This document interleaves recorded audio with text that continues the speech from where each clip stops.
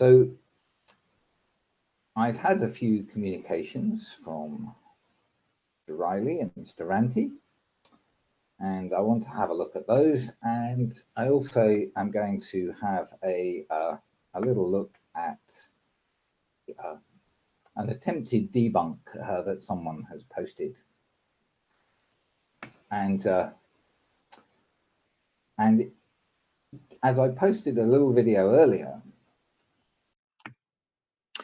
so this chap, John Bernhardt, has posted quite a long comment. Now, he seems to be somebody who is doesn't have a very big channel. I have never encountered him before that I'm aware of. But let's have a look at what he has to say. He starts, Miles Davis, content debunked. This observation proves nothing. It's possible if the Earth is flat. Oh, good, right, fantastic. Let's see what he's got. So many flat Earth observations show us the Earth cannot be a sphere. That's got nothing to do with providing a flat Earth explanation for my observation. Whether the Earth is a sphere or not, you know, it could be a cube, it could be a pyramid structure, it could be a dodecahedron, it could be rugby ball shaped, American football shaped, it could be any kind of shape. What I'm saying is it's definitely not flat, and I have an observation that is impossible on a flat Earth. He says I may delete my video content. I have said I will delete my video content if someone can show me a flat Earth explanation for this observation. Miles Davis claims the height of the hill is 430 meters. I don't think I've ever claimed one of the hills in my observation is 430 meters elevation.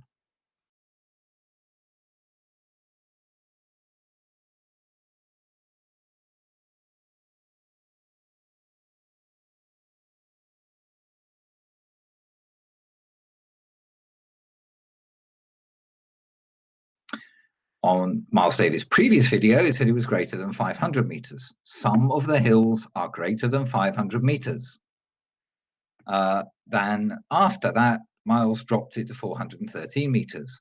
One of the hills is 413 meters.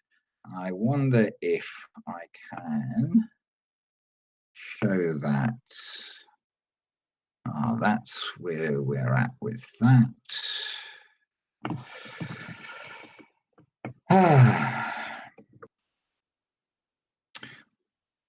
So if we find the original video, which is this one, and we have a little look through, we will come to a picture here which shows the hills in question.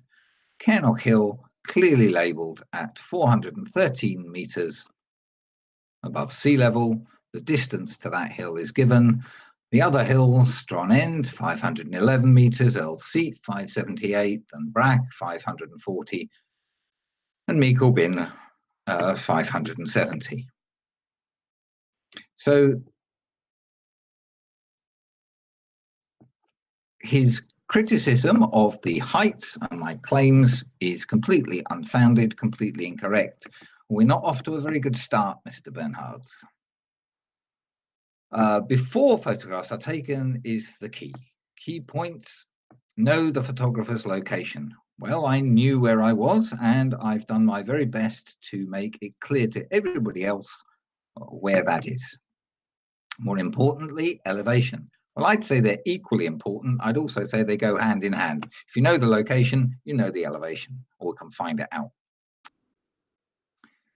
The distance in kilometers is 86.4. That's 53.7, which is his claim. And my viewer height is 210 meters. The drop height without refraction is 586 meters, which is what he's saying. But the hidden height is only 94 meters. Refracted drop is 502, but the refracted hidden is 62 meters.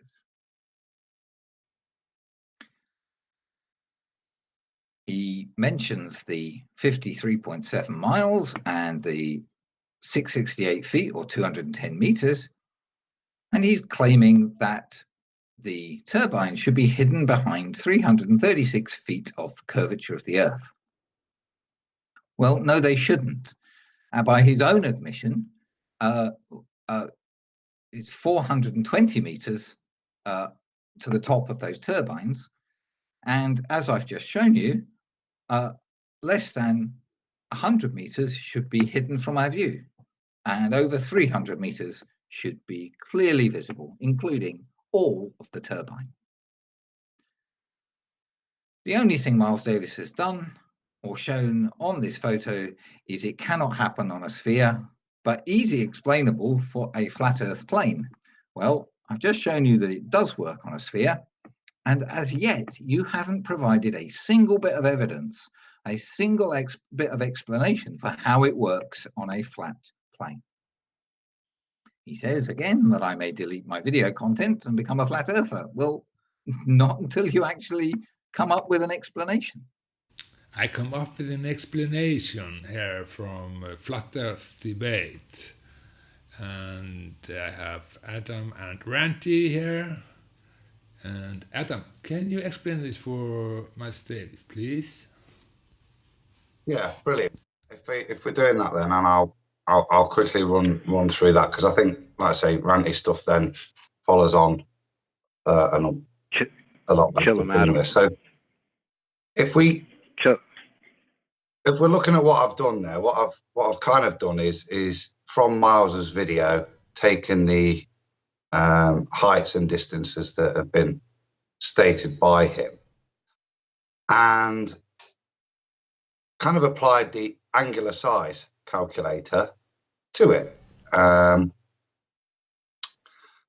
so as to, you know, just match it up, see if it works. So I did that, and now obviously the angular size calculator is on a premise that you're observing across a flat plane, so no adjustment needs to be made for our results. However, if we are going to do angular size and consider that the observation is occurring from a specific point on a ball, then these height and distance measurements need to be taken into account, and there's actually a hell of a lot of maths and readjustments you can do in terms of line of sight distance. But for the purposes of this, all I've done here is use the target hidden and subtracted that away from the actual stated height. So you can see that the bridge, actually you can see all the bottom of the bridge, so its relative height stays the same.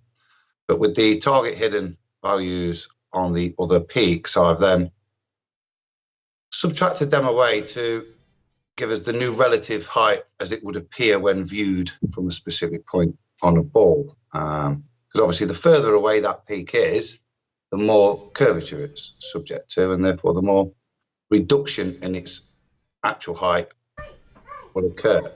So if I summarise what you've just said, basically what you're doing is you're taking the calculations for the sphere Earth, which is an orthographic calculation, which doesn't perform a viewing function, and you're translating it into an actual viewing function by taking the angular size of any given item in the distance, i.e. the size it reduces to given the distance that you are away from it, and then factoring in the drop that would be relevant to that angular size when it's viewed over a curve, and then reducing that off what you'd have left in terms of the overall angular size, which you've then put into this spreadsheet. Is that correct? Succinctly described, Nathan. Thank you. Yeah. So we've done that, and there is a little bit more analysis and inference we can draw from that, but I want to do a little bit more statistical work on that. But the first and most obvious thing is when you actually look at these angular sizes and their relationships to each other in the picture, you'll see that the ball angular size looks a little skewed. But rather than go into too much analysis, what I thought would be probably the best thing would be to rank them in terms of highest to lowest. This way, it's an indicator as opposed to anything overly accurate. But with the inaccuracies that are in Miles's photo, it's hard to do anyway.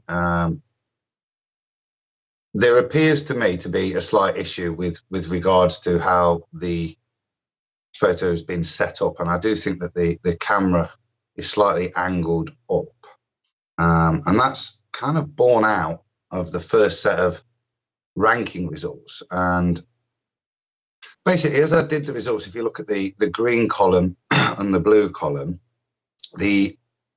from the picture, I just kind of ranked them from the smallest going down up to the largest. So C being Cairnock Hill Bridge, Strong End, D, E, and M.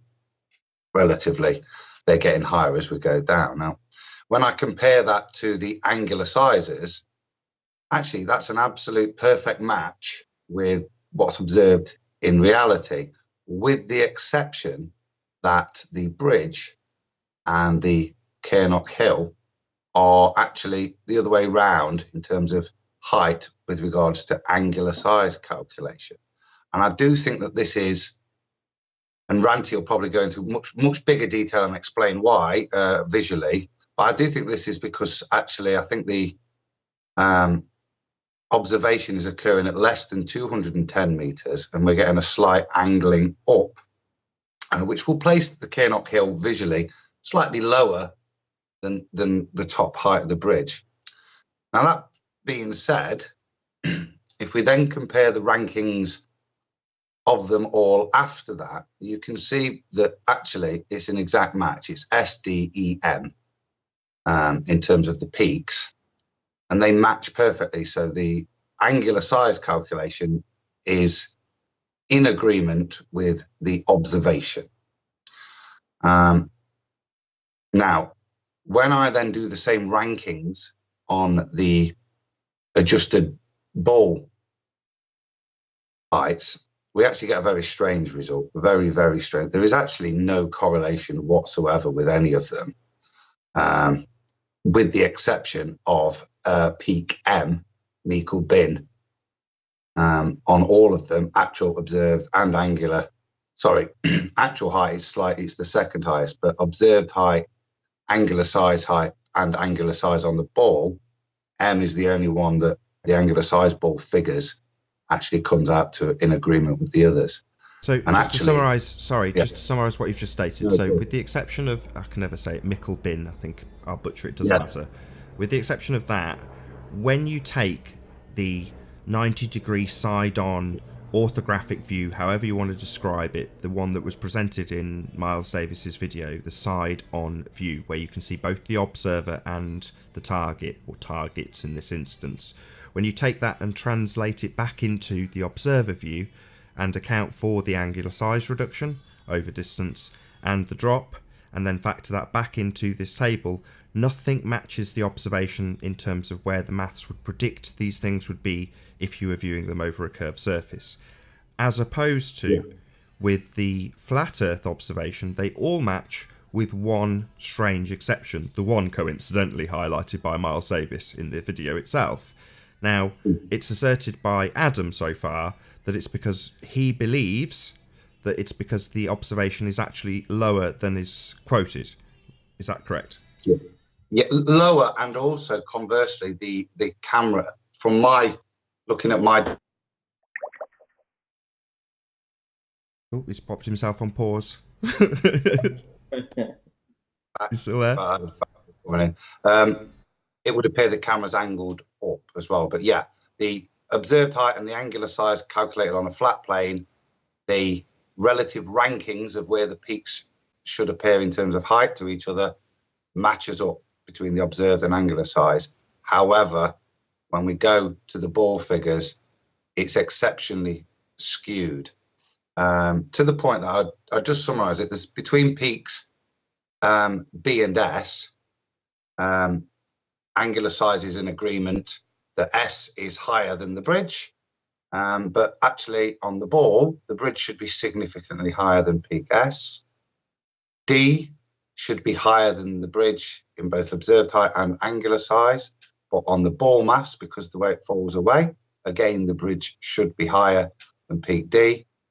M should be significantly higher than the bridge, which it is, both observed and in angular size figures. But in this case, this actually one is correct. It has predicted that M would be bigger than the bridge, but only by one ranking place.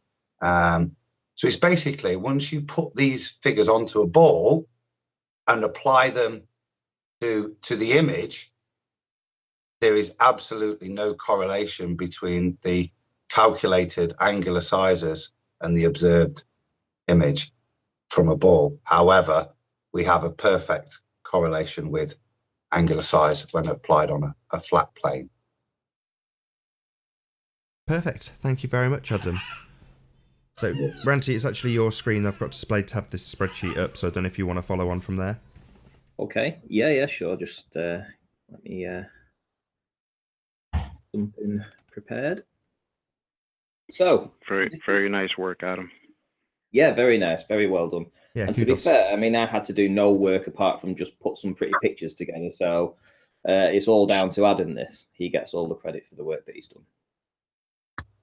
Teamwork, dudes. Teamwork. So this is the impossible, if it's the impossible image on a flat Earth, apparently, according to Miles Davis. Now, the criteria for him removing all his content from his channel and becoming a flat earther is that if we can demonstrate that these series of images that he's posted are consistent with can be proven to be produced on a flat Earth, then this is the criteria that we need to address. And as long as we meet this criteria, then he will do as he said, which is remove all his content and become a flat earther. So Adam's already told you how it's possible. I'm going to show you a few images now to show you exactly what he was talking about. Essentially, for this presentation, I'm going to assume that he is at 210 meters. I'm going to take his word for it. I know it's in disagreement with what Adam says, but we can work around that. And we have Miles's camera height of exactly 210 meters above sea level, and is exactly the same height as the bridge. So here's the bridge that he's looking at. He has a direct line of sight to it. In the next image, we will have an angle that is produced, and this is the angular size. So this angle from the top of the bridge to the bottom of the bridge, given the distances involved, will create an arc angle, which we can measure. And this angle is 0.26738. I can show you that on how to work this out on a calculator. So if I come up to the angular size calculator up here, and we go for working out the angle, and we need to put the distances involved, which in this case was 45,000 to the bridge, and a height of 210, and we calculate it, it can give you a degree. So there's the degree that it gives you. So this is how you work it out using trigonometry. 0.26738. That is the degree. Anyone can use this. They can put the distances involved. They can check the workings out. It's all there to be done. On the next slide, essentially, this is what it means. Can I just stick a bit of clarity in on that one? I mean, the numbers that are coming out are obviously very, very low, and you look at the image that Miles presented. This is obviously to do with regards to viewing by the eye. However, they're all scalable, and obviously with Miles's images, they're zoomed in, but the reality is the ratio of the scale of the angle of it would be the same. So it's just, obviously, if somebody looks at it straight away, 0.2 degree isn't marrying up to any of those images, but it's the relative ratios that's important on that, because you've got a zoom and etc. on that. So an angular size greater than 0.26738, which is this ratio here. So an angle of that greater than that will make the object appear higher than the bridge. So if we have something in the distance and this angle is higher than 0.26738, it should appear bigger than the bridge. If it has a lower angle, it should appear lower. It's pretty basic stuff. So here we have a target in the distance. So this is the target, the hill in the distance. And now we have a new arc here, and we have a new angle produced from the observer looking to the top of the mountain and the bottom of the mountain.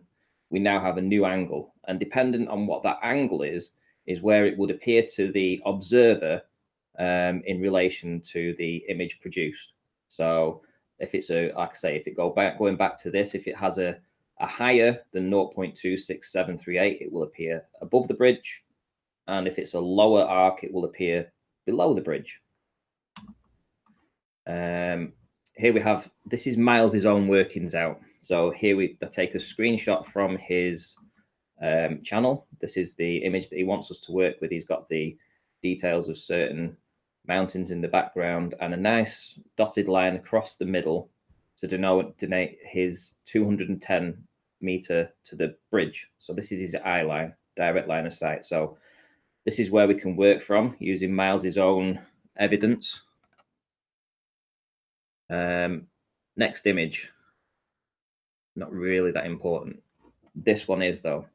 I've put a little ruler in. Now it doesn't really matter too much. This is just so that you can get a rough idea for a 0.276. So 0.2767 or 76, whichever it is. We have a ruler in now to the arc degree. The next image, this is looking for Mikhail bin. So the angular size of Mikhail bin on a flat Earth is 0.35, which is substantially higher than 0.26, which is this dotted line. The angular size for Mikhail bin on the ball Earth is 0.27, which is just 0.1 of a marking above this dotted line. So when we scroll in and we look how small 0.1 of a marking is, it's literally right above this red line. So if it's a ball Earth proof, it should, this Mikhail bin here should be right above that line. If it's a flat Earth proof, it should be much higher, much nearer to 0.35. And as you can see, Mikhail bin is substantially higher than this dotted line. Now, you can't make mountains get higher in the distance because obviously if it's fallen beyond the curvature of the Earth, it's now down to essentially the same height as this this 210 meter bridge in the foreground by virtue of its angular size. The fact that it is substantially higher than this dotted line makes it more of a flat Earth proof than a ball Earth proof. And I can show you that on the next slide by, I've put a white line in across the top of the hill.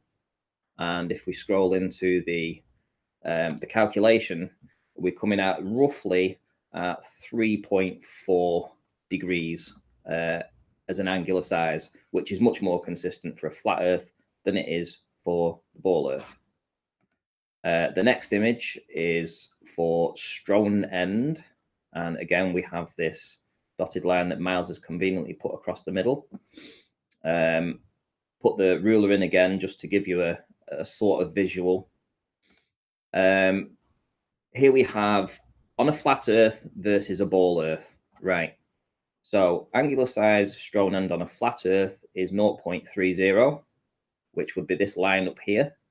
And for the ball Earth, it would be below the red line. Now, the fact that we can see all of that mountain above this line says to me that this Stonehenge has not gone beyond the curvature of the Earth. It hasn't grown by 0.4 of a degree in angular size. However, you can actually lose some things from the top of mountains if it's in sort of fog, mist, clouds, anything like that.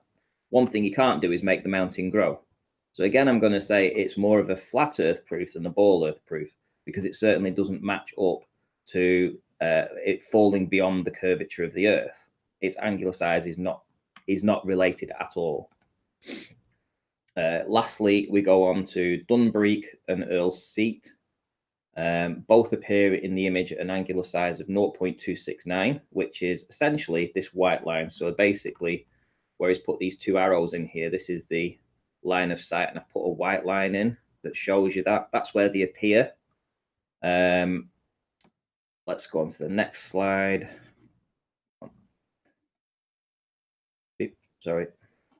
Both appear. There we go. So in the ball Earth model, This is the white line. This white line should be where it appears in the ball earth model. This is 2.1 degrees. This is how it should appear. These Dunbrack and Earl's Seat, if you put their angular size in on a ball earth, they should be at 2.1 degrees, which would be where this line is here. And again, they are substantially higher in reality as opposed to what the image shows. I did a bit of stats on that as well, actually, Ranty. So I took the percentage variance, so away from where it should be. And actually, other than the bridge, which we're assuming is kind of your reference point, so that's got no figure. If we take from Kernock Hill, that's 29.1% variance of what it should be. Meikle Bin is 22% out. Earl's Seat is 33.7% out. Dunbrack 30.05 and Stronend 30.6. So to summarise again, Adam, you're good at giving these figures, because what you're basically saying is the difference is massive. It's about a third out on the ball. Yeah. Well, you can see here with these two white lines, this is the actual position. The top line is the actual position as evidenced in the image. The line underneath it, which is far down the scale, is where it should appear on a ball earth. And you can work that out as a percentage. It's roughly, what, 25% difference? It's lost 25%, or it's grown 25% in height. Much clearer to a flat earth proof than a ball earth proof. It's not. It's worse than that. Fact. It's an actual impossibility, given ball topography, for these peaks to be there. But the only way in which you could get this image would be to have multiple variant levels of lumen and refraction occurring to bring the peaks into what would appear to be representative of positioning on a flat plane. But there is no way in which these peaks could ever sit relative to each other as they are doing on a ball. But his claim, and that's the point in the first column. They just can't be like that, because they only represent relative to each other like that on a flat plane. As soon as you apply the relative distances for all these different height peaks, which are different distances from the observer, the level of curve that's applied to each one is massively different, to the point that the biggest peak is smaller than the second biggest peak when viewed. So it's, to me, what Miles has provided is a definitive proof, that this view, this observation is not achievable on a ball, because of the way he's presented all the other heights and gave us all that quality detail. The only way which you can marry up this observation is when you apply these peaks to be positioned on a flat plane. It's impossible on a ball. It's impossible. It's impossible on a ball, and confirms we live on a flat plane when you take into account perspective.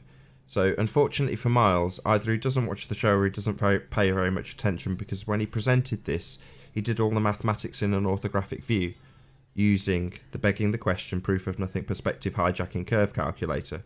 And all we've done is taken that mathematics and applied angular size reductions, which aren't included. Because as Rumpus pointed out, the curve calculator is not performing viewing functionality.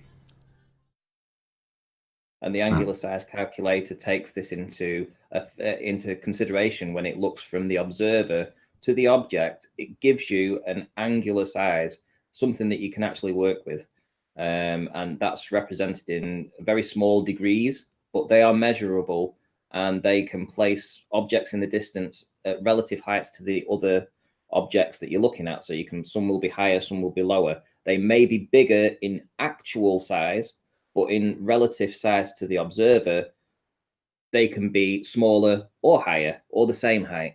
And this is why when we use angular size calculator, we can prove once and for all that Miles now needs to remove all his content from his channel and become a flat earther.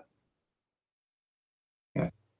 And we're happy to help him along some evenings, get him up to speed a little bit whenever Miles is ready to.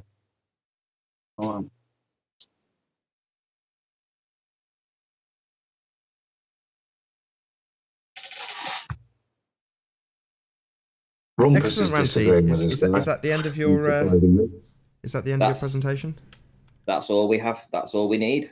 Excellent. We don't need any more. Job well done. Thank you very much, Ranty. Thank you very much, Adam. Pleasure. Well, The we should fall be of expecting another Glober. a channel deletion then, correct? Indeed. Well, all this content removed at least.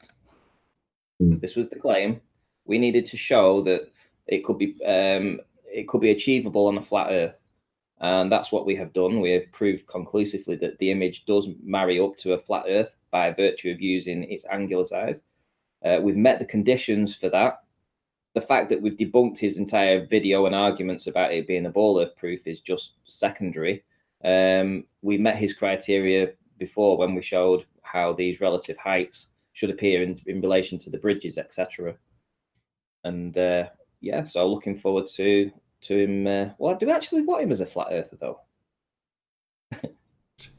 Well, the promise was that if we could demonstrate that the image that he produced could be achieved on a flat Earth, then he would remove all his content and become a flat earther. That was the standards with which we needed to prove. In order for him to do that, we needed to have these conditions met. So I think we've met those conditions. We've showed that yes, it can be. This image does in fact work on a flat Earth. So we've already way past that. The fact that we debunked his entire video is, like I say, it's a secondary plus point, because I think we should be using this sort of work from him much more. In fact, it's, in my opinion, it's probably in the top 5 of the best flat Earth proofs of the year. It's really good. If anything, it is one of the best flat Earth proofs of the year. I mean, Yes. It can only work on a flat plane. Yeah, I mean, it's great that he actually got to exactly 210 meters. He went to the point of making sure that we all know that he was exactly at 210. The bridge was 210, and then we could work everything else out. And thanks to him, Hold on. You don't need the. Let's keep it concise. Let's not have the sarcasm. So just point out your grievances rather than be sarcastic. I don't have any grievances. I mean, I wouldn't have even known his work was still around. I mean, I thought he disappeared months ago, but it was Anthony that mentioned it and said that he was back on the scene and he had this evidence that destroys the flat Earth, and but he was willing to put his channel up for it. So that's when we looked into it, and Adam knocked it out of the park with his mathematics. I mean, I know Rumpus is saying that the maths is wrong there. We've not gone and taken these things. We've only used what the current academic world says is correct. We've applied the figures that Miles has stated to that to make a conclusion based on what he was stating and to analyse those figures. So, Rumpus, mate, we're not cooking out. We're using your academic way of calculating things, and the numbers have been put in. And unless you're going to show a different way, mate, that you only need to include perspective when determining angular side. What a doofus. Do you know what I mean? The numbers are there, and the numbers speak for themselves with regards to the assumptions that Miles Davis made. And for me, it's quite clear that, unfortunately, with the distances and the heights, there is absolutely no way when you apply those numbers onto a globe that you can get the image that is taken from reality. And in fact, when we bothered to put the angular size in, we see such a beautiful correlation between the image we see and how it should be laid out proportionally on a flat plane. To me, that's the one that meets the criteria that Miles was asking for, that it wasn't just a matter of disproving it on a ball, but proving that it could work on a flat plane. To me, it's that bit of maths that really does show that it is only achievable and does work on a flat plane. That means that Miles should be a man of his word and take his channel down, I'm afraid. Yeah, so Ranty says... I don't know exactly how Adam's figured it all out, but I know what he's trying to say. What he's trying to say is that when you look at, for instance, Cairnock Hill in the centre, and its relative position to the bridge is, say, just below the bridge, and yet Strond End is just below the bridge too. If it was a ball earth proof, some of these could be wiggled around. So strong end may appear much lower in the image, and Care Not Kill, by virtue of its position being slightly nearer to us, should be slightly higher. So this mounting range would look different, is what Adam's trying to say. If you put the same calculations into the ball, it wouldn't look like this. What we're looking at here, this mounting, all these mounting ranges wouldn't look like they are right now, but it works perfectly on a flat earth. This is the model that you would expect it to look like on a flat plane, regardless of where it is in relation to the pole in the foreground. But if you input the data on a ball earth, like Mikhail Bin would be far lower, and essentially you could even have Care Not Kill higher than Mikhail Bin. You know, it would just look different. The terrain would look different, and it doesn't. It matches much more to a flat earth proof than a ball earth proof. That's what he's trying to say. Ranty, that's exactly it. I can list it for you. If both in the observed height you'd have the bridge and Care Not Kill, it would then, both from the observed and flat plane observations, go in the order of Strong End, Dunbrack, Earl's Seat, and then Meikle Bin. When we apply the mathematics to the ball stuff, it comes out in terms of the Care Not Kill being the smallest, then Strong End, then Earl's Seat, Dunbrack, then the bridge, and then Meikle Bin. And it's that complete jumbling, because what happens when you apply the curve calcs and the effect that the distance away has on the relative height, it jumbles up the relative order of the peaks. And it's that lack of correlation and the way it jumbles it up on the ball because of what the curve does, that's really is the big proof that it is not on a ball. And then say the subsequent proof is the correlation with just angular size and on a flat plane correlating with the observed. And it's that complete lack of rank ordering being the same between observed and angular size on a ball that is a real massive ball buster, I'm afraid. Indeed. And present. Hopefully everybody can see that. Yeah, so Ranty says, which does make my life a little bit difficult.